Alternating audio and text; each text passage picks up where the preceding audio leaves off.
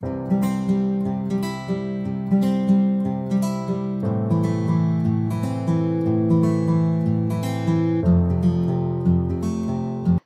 বন্ধু বান্ধৱীসকল, জেৰাগীতিলৈ আপোনালোকক স্বাগতম। আমি কৰ্মগতভাৱে ইণ্ডিয়ান হিষ্ট্ৰী পাৰ্ট 2 আলোচনা কৰি আছো। বৰ্তমান আমি মোগলৰ ৰাজত্বৰ সময়খিনি আলোচনা কৰি আছো। আমি পাই আহিছো যে মোগলসকলে 1526 চনৰ পৰা 1857 চনলৈকে শাসন কৰিছিলে। পানিপথৰ প্ৰথম যুদ্ধ অৰ্থাৎ 1526 চনত বাবৰে মোগল সাম্ৰাজ্য প্ৰতিষ্ঠা কৰিছিলে। তেওঁ ইব্ৰাহিম লোদীক হত্যা কৰিছিলে আৰু ইব্ৰাহিম লোদীক হত্যা কৰিবলৈ মাতি আনিছিলে তেওঁক ৰাণা সাংগা, আলম খান আৰু দৌলত খানে। ক্ৰমান্বয়ে তেওঁ ৰাণা সাংগা, মেদিনী ৰয়ক হৰুৱাই তেওঁ এখন বৃহৎ সাম্ৰাজ্যৰ প্ৰতিষ্ঠা কৰে। তেওঁ 1526 চনৰ পৰা 1530 চনলৈ শাসন কৰিছিলে। তেওঁৰ মৃত্যুৰ পাছত তেওঁৰ পুত্ৰ হুমায়ুনে শাসন কৰিছিলে। হুমায়ুনে অৱশ্যে দুটা টাইম শাসন কৰিছে, মানে প্ৰথম তেওঁ 1530 চনৰ পৰা 1540 চনলৈকে শাসন কৰিলে। তাৰ পাছত 1555 চনৰ পৰা 1556 চনলৈ শাসন কৰিছিল। কাৰণ আছিলে শ্বেৰশ্বাহ ছুৰীয়ে 1540 চনত কনৌজৰ যুদ্ধত হুমায়ুনক হৰুৱাই আৰু দিল্লীৰ সিংহাসন অধিকাৰ কৰিছিলে। সেয়েহে তেওঁ প্ৰথম 1530 পৰা 1540 লৈ শাসন কৰি ইৰাণলৈকে পলাই গৈছিলে। তেওঁ যেতিয়া পলাই গৈছিলে সেই সময়ত তেওঁৰ পত্নী গৰ্ভৱতী আছিলে। সেয়েহে তেওঁ পঞ্জাবৰ ৰজা বীৰছালৰ তাত পত্নীক ৰাখি নিজে ইৰাণলৈকে গুচি গৈছিলে আৰু তাতেই 1542 চনত আকবৰৰ জন্ম হয়। ইৰাণলৈ পলাই যোৱাৰ পাছত তেওঁ পুনৰ ঘূৰি আহিছিলে 1555 চনত। 55 চনত ঘূৰি আহি তেওঁ চাৰহিনৰ যুদ্ধত চিকন্দৰ শ্বাহ ছুৰীক হত্যা কৰে আৰু পুনৰ দিল্লীৰ সিংহাসনত বহিছিলে। সেয়েহে তেওঁ 1555 চনত পুনৰ ৰাজসিংহাসনত উঠিছিলে। কিন্তু তেওঁৰ বেছিদিন শাসন কৰিবলৈ নাপালে।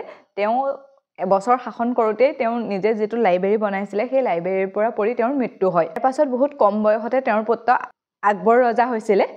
আকবৰে 1556 চনৰ পৰা 1605 চনলৈকে শাসন কৰিছিলে। তেওঁ বহুত দিন শাসন কৰিবলৈ পাইছিলে। যেতিয়া তেওঁৰ দেউতাকে 1555 চনৰ যুদ্ধ কৰি দিল্লীৰ সিংহাসন দখল কৰিছিলে, তেতিয়া তেওঁ পঞ্জাবৰ সুবেদাৰ হিচাপে নিযুক্তি দিছিলে। কিন্তু দেউতাক ঢুকোৱাৰ পাছত তেওঁ দিল্লীলৈ লৈ অহা হয়। তাত সম্ৰাট হিচাপে শাসন কৰিবলৈ লৈছিলে। তেওঁৰ এজন সেনাপতি আছিলে বেৰম খান, যিজনক তেওঁৰ দেউতাকে নিযুক্তি দিছিলে। তেওঁ বহুত বিশ্বাসী আছিলে। এই বেৰম খান আৰু হেমুৰ মাজত 1556 চনত পানিপথৰ দ্বিতীয় যুদ্ধ হৈছিলে, যিখন যুদ্ধত আকবৰৰ হৈ বেৰম খানে মূল ভূমিকা গ্ৰহণ কৰি পেলাই আকবৰক সিংহাসন দিয়াইছিলে।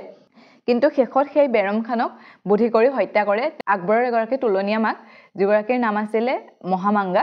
সেই মহামাংগাৰ কথা আকবৰে বহুত মানিছিলে। শেষত সেই তেওঁ বুদ্ধি কৰি বেৰম খানক হত্যা কৰে।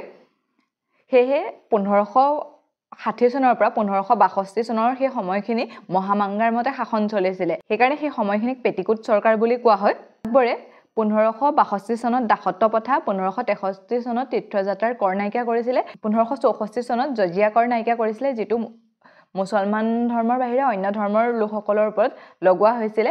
1571 চনত ফাটেকপুৰ চিকিৰি স্থাপন কৰিছিলে। 1575 চনত ইবাদত খানা আৰু 1582 চনত তেওঁ এটা নতুন ধৰ্ম সৃষ্টি কৰিছিলে, যিটোৰ নাম আছিলে দিন-ই ইলাহি। কিন্তু সেই ধৰ্মটো কেৱল বীৰবলেহে মানিছিলে। তেওঁ মনচবদাৰী ব্যৱস্থা বুলি এটা ব্যৱস্থা প্ৰচলন কৰিছিলে।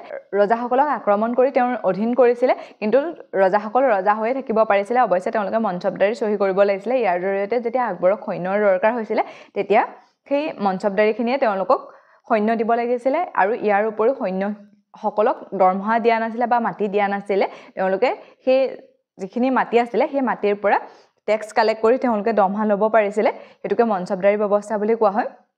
তেওঁ মাটি 4টা ভাগত ভাগ কৰিছিলে। সেইকেইটা হৈছে খালচ ভূমি, জাগি ভূমি, পেবাকী ভূমি, মন্দামাছ ভূমি। খালচ ভূমি কেৱল চৰকাৰী কাম কাজ বা চৰকাৰে টেক্স ল'ব পাৰিছিলে। জাগি ভূমিত যিসকল মনচবদাৰ আছিলে তেওঁলোকে টেক্স সংগ্ৰহ কৰিব পাৰিছিলে। পেবাকী ভূমি হৈছে যদি জাগি ভূমিত সিমান পৰিমাণৰ টেক্স নাপায় বা দৰমহা সমান টেক্স নাপায়, তেতিয়া পেবাকী ভূমিৰ পৰা কৰিব পাৰিছিলে। আৰু মন্দামাছ ভূমি হৈছে যিবিলাক ভূমি দান দিয়া হৈছিলে। আকবৰৰ ৰাজসভাত নৱৰত্ন আছিলে। সেইকেইজন হৈছে বীৰবল, মানসিং, তোডাৰমল, তামখেন, আব্দুল ৰহিম খানে খানা, আবু ফজল, ফেজি, পিজা, ভগৱান দাস বা হাকি হুকাম। আৰু তেনেকৈ তেওঁ 1506 চনত ডায়েৰিয়া ৰোগত আক্ৰান্ত হৈ মৃত্যু হৈছিলে। তাৰ পাছত তেওঁৰ পুতেক জাহাংগীৰ ৰজা হৈছিলে। আজি আমি সেই জাহাংগীৰৰ বিষয়ে চাম। জাহাংগীৰে 1605 চনৰ পৰা 1627 চনলৈকে শাসন কৰিছিলে। তেওঁ যেতিয়া দেউতাকে শাসন কৰি আছিলে সেই সময়তে তেওঁ আজ্ঞাত বিদ্ৰোহ কৰিছিলে মানে যে তেওঁ ৰজাই বহুত দিন শাসন কৰি আছে, তেওঁক সিংহাসন লাগে, তেওঁ কেতিয়া শাসন কৰিব, এনেকৈ দেউতাকৰ বিৰুদ্ধে তেওঁ বিদ্ৰোহ কৰিছিলে। সেইকাৰণে দেউতাকৰ এজন প্ৰিয় লোক আছিলে, যিজনৰ নাম আছিলে আবু ফজল, যিজন নৱৰত্নত আছিলে। আমি আগতে পাই আহিছোঁ। সেই আবু ফজলক বুজাবলৈ পঠিয়াই দিছিলে যে তুমি আন্দোলন নকৰিবা, এনেওতো তোমাৰ কাৰণে এখন সিংহাসন আছে। তেতিয়া সেই জাহাংগীৰে আবু ফজলক হত্যা কৰে, যিটো আকবৰে মানে বহুত বেয়া পাইছিলে। তেওঁ বহুত প্ৰিয় আছিলে আবু ফজল, তেওঁৰ আগত সকলো ধৰণৰ কথাও ক'ব পাৰিছিলে। সেই আবু ফজলক হত্যা কৰে আৰু তাৰ কেইবছৰমানৰ পাছতে মানে 1505 চনত ডায়েৰিয়া ৰোগত আক্ৰান্ত হৈ আকবৰৰ মৃত্যু হয় আৰু জাহাংগীৰ ৰজা হয়। তেওঁ আকবৰ আৰু যোধাবাইৰ পুত্ৰ আছিলে। সৰুকালৰ নাম আছিলে সেলিম, যিটো নাম মানে তেওঁৰ ৰাজসভাত থকা এজন ধৰ্মগুৰুৰ নামত দিছিলে, যাৰ নাম আছিলে শ্বেখ সেলিম চিস্তি, আৰু তেওঁৰ নাম অনুসৰিয়ে তেওঁৰ পিতকৰ নামটো সেলিম ৰাখিছিলে। জাহাংগীৰক কিং অফ জাষ্টিচ বুলি কোৱা হয়, অৰ্থাৎ ন্যায়ৰ ৰজা। তেওঁ মানে ন্যায় কৰাৰ ক্ষেত্ৰত বহুত ভাল আছিলে, তেওঁ কাকো অন্যায় হ'বলৈ দিয়া নাছিলে। মানে তেওঁ কি কৰিছিলে, তেওঁ ৰাজসভাৰ বাহিৰত এটা বহুত ডাঙৰ ঘণ্টা এৰি দিছিলে, যিটো সোণৰ আছিলে। তাত শিকলি লৰা আছিলে আৰু সেইটো লৰাই দিলে তেওঁলোকে ৰাজসভালৈকে শুনিব। যদি কাৰোবাৰ কিবা সমস্যা হয় তেতিয়া মানে ৰজাৰ গুৰিলৈ আহিবলৈ নোৱাৰে ন পটককে, বা বহুত চিন্তা কৰে বা ৰখিয়ে সোমাবলৈ নিদিয়ে, এনেকুৱা ধৰণৰ কথা আছিলে। কিন্তু সেই ঘণ্টাটো যেতিয়া বজাই দিয়ে, জাহাংগীৰে সেই লোকসকলৰ সমস্যাবোৰ সমাধান কৰি দিয়ে। ধৰক কিবা কিবি প্ৰব্লেম হ'লে তেওঁ ৰজাৰ আগত ডাইৰেক্ট ক'ব পাৰিছিলে আৰু তেওঁ সেইবিলাক তাৰ পৰা সমাধানো পাইছিলে। সেইকাৰণে তেওঁক ন্যায়ৰ ৰজা বুলি কোৱা হয়। এইটো ইম্পৰ্টেণ্ট হয় দেই, সোধে মোগলৰ কোনজন ৰজাক ন্যায়ৰ ৰজা বুলি কোৱা হয়। ইয়াৰ উপৰিও তেওঁৰ সময়ত চিত্ৰকলাৰো বহুত বিকাশ হৈছিলে। আমি জাহাংগীৰৰ অৰ্থটো হৈছে জাহা মানে দুনিয়া, গোটেই পৃথিৱী, আৰু গীৰ মানে হৈছে ৰখীয়া, অৰ্থাৎ আমি জাহাংগীৰ বুলি ক'লে ক'ব পাৰোঁ যে গোটেই পৃথিৱীখনৰ এজন ৰখীয়া। তেওঁ ইয়াৰ উপৰি মদ আৰু জুৱা বন্ধ কৰাৰ ওপৰত কাম কৰিছিলে, কিন্তু অৱশ্যে তেওঁ নিজে বহুত মদ খাইছিলে।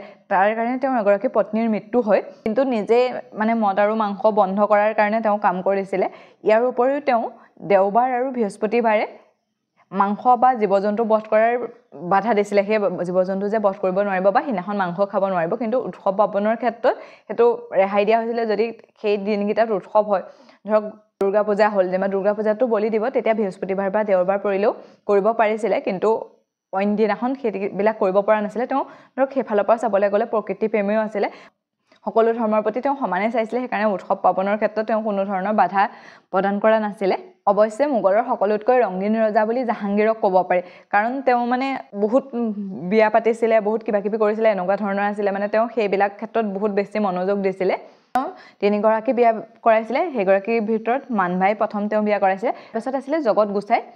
কিন্তু সেই জগত গোসাঁই কি হ'ল, জাহাংগীৰে বহুত মাদক দ্ৰব্য সেৱন কৰিছিলে, সেইকাৰণে জগত গোসাঁই নিজে আত্মহত্যা কৰিলে। মানে তেওঁ সেইবিলাক বেয়া পাইছিলে, সেইকাৰণে আত্মহত্যা কৰিছিলে। আৰু এই জগত গোসাঁইৰ নামটো তেওঁ মাকৰ নামেৰে যোধাবাই ৰাখিছিলে, এইটো সুধিব পাৰে দেই। তাৰপাছত তেওঁ বিয়া কৰাইছিলে মেহৰুনিছা নামৰ এগৰাকীকে জাহাংগীৰে নুৰজাহান নাম দিছিলে। আমি চাগে নিশ্চয় সকলোৱে শুনিছোঁ ন নুৰজাহানৰ নাম। মেহৰুনিছাৰ নামে নুৰজাহান দিছিলে তেওঁ লেব আফগান বা আলী কুলিবে নামৰ এজন লোকৰ বিধৱা পত্নী আছিলে। সেই তেওঁৰ হাজবেণ্ড ঢুকোৱাৰ পাছত তেওঁ বিধৱা হৈ আছিলে, আৰু পাছত জাহাংগীৰৰ ৰাজসভাত তেওঁ এগৰাকী দাসী হৈ আহিছিলে। যেতিয়া আকবৰৰ সময় পঢ়িছিলোঁ, আকবৰে তেওঁৰ যিজন সেনাপতি আছিলে বেৰম খানৰ পত্নীক বেৰম খানৰ মৃত্যুৰ পাছত বিয়া কৰাইছিলে, অৰ্থাৎ আব্দুল ৰহিম খানাৰ মাকক চাবৰ কাৰণে মেহৰুনিছাক অনা হৈছিলে। যেতিয়া নৱৰোজ উৎসৱ হৈছিলে, সেই নৱৰোজ উৎসৱত জাহাংগীৰে মেহৰুনিছাক দেখে আৰু তেওঁ বিয়া কৰাৰ প্ৰস্তাৱ দিয়ে, আৰু পাছত তেওঁক বিয়া পাতিছিলে আৰু নাম দিছিলে নুৰজাহান।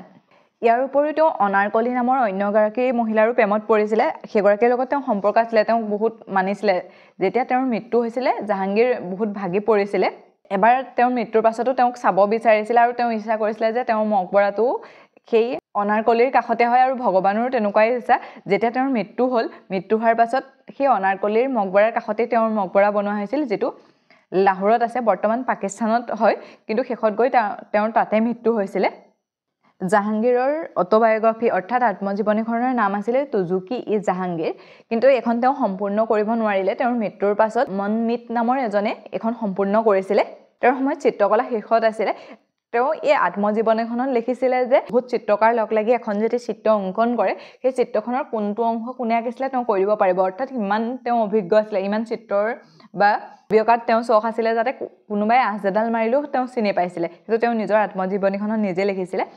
তেওঁ সুৰদাসক তেওঁৰ ৰাজসভাত আশ্ৰয় দিছিলে। সুৰদাস নামৰ যিজন কবি আছিলে, সেই তেওঁৰ ৰাজসভাতে তেওঁ আশ্ৰয় দিছিলে। তেওঁৰ সময়ত আফগানিস্তানত বিদ্ৰোহ হৈছিলে। তেওঁলোকৰতো ৰাজ্য আফগানিস্তান পাকিস্তান তালৈকে আছিলে ন, সেই আফগানিস্তানত বিদ্ৰোহ হৈছিলে, কিন্তু তেওঁ দমন কৰিছিলে। ইয়াত হৈছে এইটো দমন কৰোঁতেও তেওঁ বহুত কষ্ট হৈছিলে, কিন্তু তেওঁ আফগান বিদ্ৰোহ দমন কৰিছিলে। আৰু এতিয়া চাওঁ জাহাংগীৰে কি কি যুদ্ধ কৰিছিলে। আমি আগতে যেতিয়া আকবৰ পঢ়িছিলোঁ, আকবৰ পঢ়োঁতে আমি আকবৰৰ যুদ্ধ সময়ত দুখন যুদ্ধ পাইছিলোঁ। 1577 চনত মেৱাৰ অভিযান কৰিছিলে, আৰু সেই সময়ৰ ৰজা আছিলে উদয় সিং। কিন্তু যেতিয়া দিল্লীত বিদ্ৰোহ হ'ল বুলি শুনিলে বা সেই মৰু অঞ্চলত ইমান যুদ্ধ কৰিব নোৱাৰি আকবৰ পুনৰ ঘূৰি আহিছিলে আৰু তাৰ 10 বছৰৰ পাছত 1577 চনত হালদিঘাটিত পুনৰ যুদ্ধ হৈছিলে সেই মেয়ৰৰ কাৰণে পুনৰ যুদ্ধ হৈছিলে এতিয়া ৰজা আছিলে মহাৰাণা প্ৰতাপ সিং কিন্তু সেইবাৰ তেওঁ জিকিছিলে বহুত বুদ্ধি কৰি তেওঁৰ হাতীটো এৰি দিছিলে তেওঁ নহাকে তেনেকে তেওঁ যুদ্ধত জয় হৈছিলে কিন্তু মহাৰাণা প্ৰতাপ সিং পলাই গৈছিলে তেওঁলোকৰ মাজত কোনো সন্ধি হোৱা নাছিলে কিন্তু সন্ধি নহলেতো সেই ৰাজ্যখন তেওঁ পাইছে বুলি ক'ব নোৱাৰে ন পাছত মহাৰাণা প্ৰতাপ সিঙে সৰুকে গোটাই অলপ অংশ তেওঁ পাছত শাসন কৰিছিলে সেই জায়গাখিনিৰ কাৰণে জাহাংগীৰে যুদ্ধ কৰিছিল আৰু যেতিয়া জাহাংগীৰে আক্ৰমণ কৰিছিলে সেই সময়ৰ ৰজা আছিলে অমৰ সিং আৰু জাহাংগীৰ ইয়াত জয়ী হয় অমৰ সিঙে তেওঁৰ লগত সন্ধি কৰিলে কিন্তু পাছত অমৰ সিঙৰ মানে বেয়া লাগিলে তেওঁৰ দেউতা ককাক সেই সকলেতো হেই কৰা নাছিলে ন চহী কৰা বা সন্ধি কৰা নাছিলে তেওঁ নিজকে বহুত দুখী অনুভৱ কৰিলে সেইকাৰণে তেওঁ ৰাজ্য এৰি গুচি গৈছিলে জাহাংগীৰে দক্ষিণ ভাৰত জয় কৰিবৰ বাবে তেওঁৰ পুত্ৰক খুৰমক পঠাইছিলে আৰু তেওঁ বহুত সহজতে যুদ্ধ জয় কৰিছিলে এই খুৰমেই হৈছে শাহজাহান আমি তেওঁৰ পাছত যিজনে শাসন কৰিব শাহজাহান সেই শাহজাহানেই হৈছে খুৰম তেওঁৰ সৰুকালৰ নাম খুৰম আছিলে যেতিয়া ইয়াত যুদ্ধ জয় কৰি আহে তাৰ পাছতে তেওঁৰ নাম শাহজাহান দিয়া হৈছিলে আৰু শাহজাহান নাম দি তেওঁক ৰাজ্য গতাই দিছিলে কিন্তু সেই কথাটো তেওঁৰ অন্য এজন পুতেক খুচৰে ভাল পোৱা নাছিলে সেইকাৰণে তেওঁ দেউতাকৰ বিৰুদ্ধে বিদ্ৰোহ কৰিছিলে আৰু তেওঁ নিজেওতো দেউতাকৰ বিৰুদ্ধে বিদ্ৰোহ কৰিছিলে ন সেই তেওঁ পুতেকও দেউতাকৰ বিৰুদ্ধে বিদ্ৰোহ কৰিছিলে আৰু বিদ্ৰোহ কৰি পেলাই তেওঁক এজন শিখ গুৰু যিজন 5 নম্বৰ শিখ গুৰু আছিলে অৰ্জুন দেৱ তেওঁৰ তাত আশ্ৰয় লৈছিলে আমি যেতিয়া শিখ গুৰু পঢ়িছিলো তেতিয়া পাইছিলো ন 5 নম্বৰ শিখ গুৰুজন হৈছে অৰ্জুন দেৱ আৰু তেওঁৰ তাত আশ্ৰয় লৈছিলে তেওঁতো ধৰ্মগুৰু হয় ন তেওঁ আশ্ৰয় দিবই লাগিব তেওঁ খুচৰেক আশ্ৰয় দিছিলে আৰু তাৰ কাৰণে জাহাংগীৰে তেওঁক মৃত্যুদণ্ড দিয়ে মৃত্যুদণ্ড মানে তেওঁক ফাঁচি দিয়ে আৰু নিজৰ পুতেকক কাৰাদণ্ড দিয়া ইম্পৰ্টেন্ট হয় দেই কোনে শিখ গুৰু অৰ্জুন দেৱক ফাঁচি দিছিলে সুধি থকা দেখা যায় তেওঁৰ সময়ত বহুতো বিদেশী ভ্ৰমণকাৰী ভাৰতলৈ আহিছিলে সেই সকলৰ ভিতৰত অন্যতম হৈছে কেপ্টেইন হকিন্স যিজনে 1508 চনত জাহাংগীৰৰ ৰাজসভালৈ আহিছিলে তেওঁক ইংলেণ্ডৰ ৰজা জেমছে পঠিয়াইছিলে কিন্তু তেওঁক জাহাংগীৰক লগ কৰিবলৈ পঠিওৱা নাছিলে জেমছে গম পাইছিলে যে আকবৰ নামৰ এজন লোকে শাসন কৰি আছিলে দিল্লীৰ সিংহাসনৰ পৰা সেই আকবৰক লগ কৰিবলৈ আহিছিলে আৰু আহি পেলাই তেওঁৰ ৰাজসভাত মানে আকবৰৰ গুণ প্ৰশংসা কৰে কিন্তু জাহাংগীৰে যেতিয়া তেওঁ প্ৰশংসা কৰি মেলি হয় তেওঁ যে গমেই নাপায় সেইজন জাহাংগীৰ নে আকবৰ প্ৰশংসা কৰি মেলি হয় তেতিয়া কয় যে তেওঁ মোৰতো দেউতা ঢুকালেই এতিয়া মইহে শাসন কৰি আছো সেইকাৰণে তেওঁ বিশেষ কথা পাতিব নোৱাৰিলে তেওঁ ব্যৱসায়ী বাণিজ্যৰ অনুমতি ল'বলৈকে আহিছিলে কিন্তু তেওঁ একো নকৈ পেলাই ইয়াৰ পৰা গুচি গ'ল তেওঁৰ পাৰদৰ্শিতা তেওঁ ফাৰ্চীটো কথা পাতিব পাৰিছিলে আৰু সেই পাৰদৰ্শিতাটো দেখি জাহাংগীৰে তেওঁক ইংলিছ খান উপাধি দিছিলে সুধিব পাৰে জাহাংগীৰে কাক ইংলিছ খান উপাধি দিছিলে কেপ্টেইন হকিন্সক ইয়াৰ পাছত 1615 চনত পুনৰ এজন ইংৰাজ লোক আহিছিলে যিজনৰ নাম আছিলে ছাৰ থমাছ ৰো আৰু তেওঁ অহাৰ পাছতে তেওঁ ভাৰতত ব্যৱসায় বাণিজ্য কৰিবৰ বাবে অনুমতি বিচাৰিছিলে আৰু তেতিয়া জাহাংগীৰে তেওঁ ফেক্টৰী বনাবৰ বাবেও অনুমতি প্ৰদান কৰিছিলে ঠিক আছে আজিৰ ইম্পৰ্টেন্ট কেইটা এবাৰ চাই লওঁ জাহাংগীৰে 1605 পৰা 1627 লৈকে শাসন কৰিছিলে তেওঁ যোধাবাই আৰু আকবৰৰ পুত্ৰ আছিলে সৰুকালৰ নাম আছিলে সেলিম তেওঁ দেউতাকৰ বিৰুদ্ধে আগ্ৰাত বিদ্ৰোহ কৰিছিলে আৰু তেওঁ দেউতাকৰ আটাইতকৈ প্ৰিয় লোকজন আবু ফজলক বীৰ সিং বুন্দেলাৰ হতে হত্যা কৰোৱাইছিলে তেওঁ কিং অফ জাস্টিস বুলি কোৱা হয় অৰ্থাৎ ন্যায়ৰ ৰজা বুলি কোৱা হয় তেওঁ ন্যায় ক্ষেত্ৰত বহুত ভাল আছিলে ইয়াৰ উপৰিও তেওঁ মদ জুৱা ক্ষেত্ৰত বাধা দিছিলে কিন্তু উৎসৱ পাবনত হেতু বাধা প্ৰদান কৰা নাছিলে তেওঁৰ সময়ত 1608 চনত ফাৰ্ষ্ট কেপ্টেইন হকিন্স আহিছিলে যিয়ে ভাৰতত ব্যৱসায় বাণিজ্য কৰিবৰ বাবে অনুমতি বিচাৰিছিলে তেওঁকে জাহাংগীৰে ইংলিছ খান উপাধি দিছিলে 1516 চনত ছাৰ থমাছ ৰো আহিছিলে আৰু যিজনে ভাৰতত ব্যৱসায় বাণিজ্য কৰিবৰ বাবে অনুমতি লাভ কৰিছিলে এজন পুত্ৰক খুচৰেক শিখ গুৰু